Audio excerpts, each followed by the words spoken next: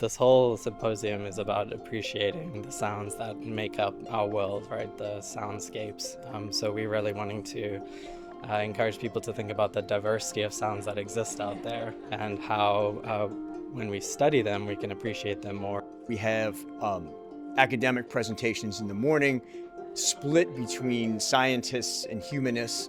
So you had Martin Daughtry and myself talking about sound from a very humanistic point of view. Both of us are sort of anthropologists, ethnomusicologists.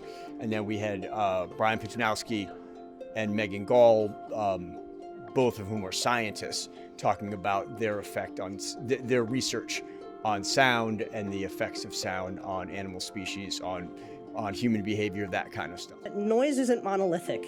It's affecting lots of different things in lots of different ways. And to get a full picture of it, we need to think about the environment. We need to think about the sounds that organisms are producing, but also the way that those organisms are processing that information. Studying these sounds, appreciating them, can help us protect them from being lost in amongst a lot of change.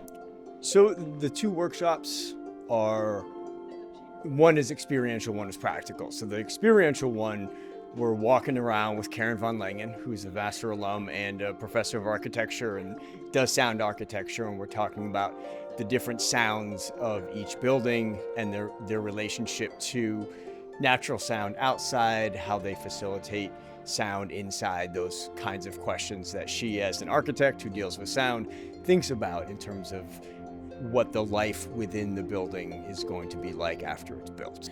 Architects have lived in a predominantly visual world ever since the Renaissance, when we discovered visual perspectival space, and that has created a dominantly visual focus to our discipline.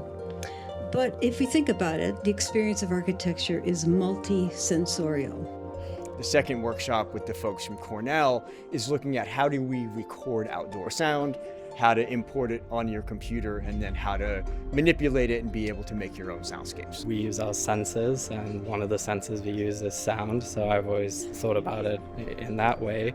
But I think sound can be associated with so much more than that, our value, our joy and belonging to peoples and places. We had someone talking about political implications of sound and how that's important to human societies. So it seems like it's related to everything, and I've just enjoyed sort of reflecting on that today and celebrating that. I hope people learn new ways of listening.